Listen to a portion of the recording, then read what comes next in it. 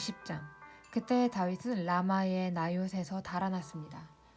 다윗은 요나단에게 가서 이렇게 물었습니다. 내가 무슨 잘못을 했나? 내 죄가 무엇인가?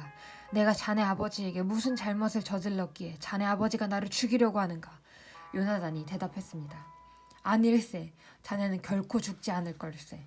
아버지는 아무리 작은 일을 하시더라도 먼저 나에게 말씀을 해주신다네. 자네를 죽일 생각이 있었다면 반드시 나에게도 말씀해 주셨을 걸세. 아버지는 결코 자네를 죽이지 않을 걸세. 다윗이 다시 말했습니다. 자네 아버지는 내가 자네 친구라는 것을 잘 알고 계시네. 자네 아버지는 속으로 이렇게 생각하고 계실 걸세. 요나단에게는 이 일을 알리지 말아야지. 만약 요나단이 이 일을 알면 다윗에게 말해버릴 거야. 그러니 여호와와 자네에게 맹세하지만 나는 곧 죽을 걸세. 요나단이 다윗에게 말했습니다. 자네가 해달라는 것은 무엇이든지 해주겠네. 다윗이 말했습니다. 이보게, 내일은 초하루 축제일일세. 나는 왕과 함께 식사를 하게 되어 있네. 하지만 나는 3일 저녁 들까지 들에 숨어 있겠네. 자네 아버지가 내가 없어졌다는 것을 눈치채시면 이렇게 말해주게나. 다윗은 나에게 자기 고향 베들레헴으로 가게 해달라고 말했어요. 해마다 이맘때에는 그의 온 가족이 제사를 드린답니다. 만약 자네 아버지가 잘했다라고 말씀하시면 나는 무사할 걸세. 하지만 자네 아버지가 화를 내시면 자네 아버지가 날 해칠 생각이 있는 걸로 알게나. 요나단, 자네 종인 나를 도와주게. 자네는 여호와 앞에서 나와 약속을 하였네. 나에게 죄가 있다면 자네가 나를 죽이게 해나.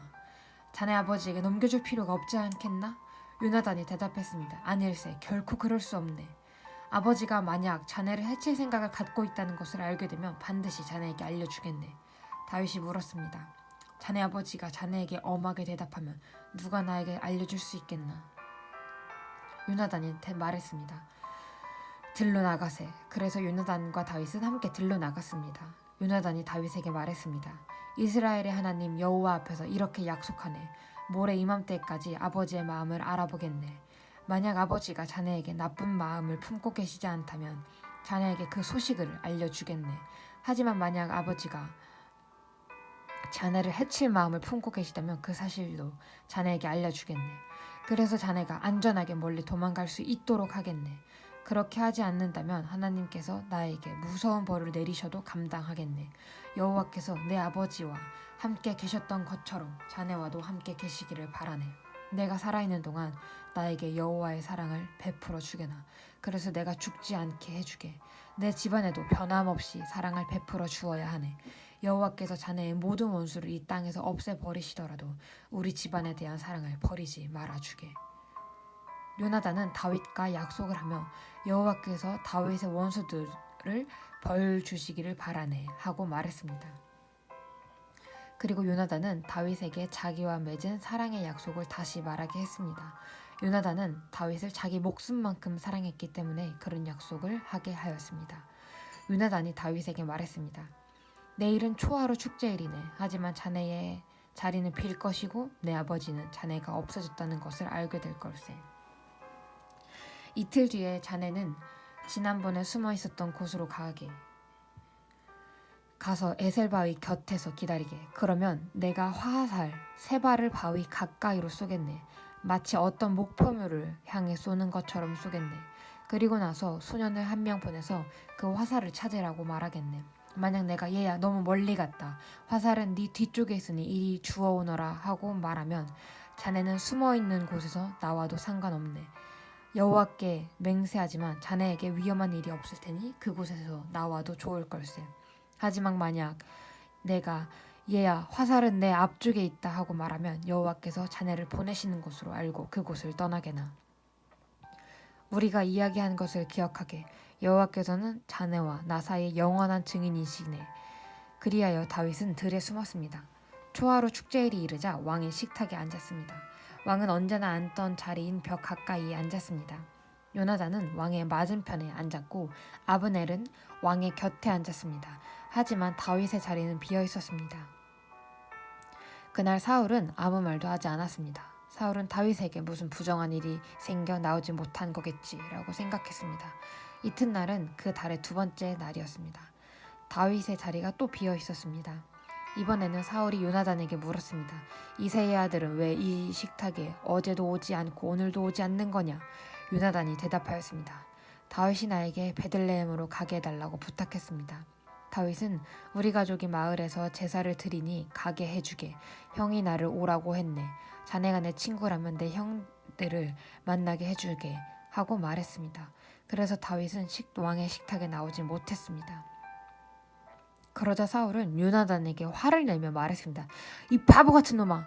그래, 난 네가 이새의 아들 다윗의 편인 줄 알고 있었다.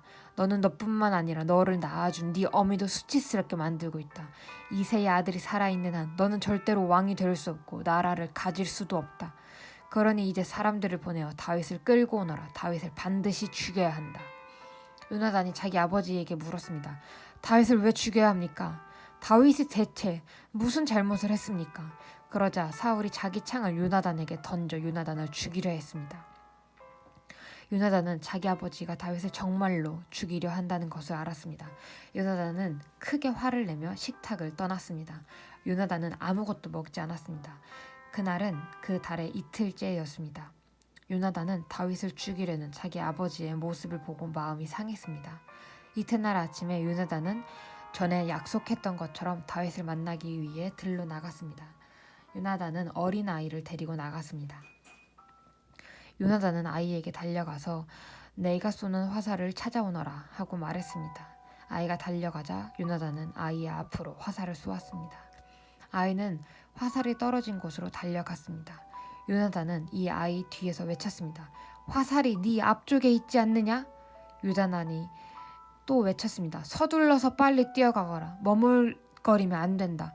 아이는 화살을 주어 자기 주인에게 가지고 돌아왔습니다. 아이는 이 모든 일이 무슨 뜻인지를 알지 못했지만 요나단과 다윗만은 알고 있었습니다. 그리고 나서 요나단은 자기 무기를 아이에게 주면서 마을로 돌아가거라 하고 말했습니다. 아이가 떠나자 다윗은 바위의 남쪽에서 나왔습니다. 다윗은 땅에 머리를 대고 요나단에게 절을 하였습니다. 다윗은 그렇게 3번 절을 하였습니다. 그리고 나서 다윗과 요나단은 서로 입을 맞추면서 함께 울었습니다. 다윗이 더 많이 울었습니다. 요나단이 다윗에게 말했습니다. 평안히 가게. 우리는 여호와의 이름으로 맹세하였네. 여호와께서 자네와 나 사이에 그리고 우리의 자손들 사이에 영원한 증인이시네. 그리고 나서 다윗은 떠났고 요나단은 마을로 돌아갔습니다.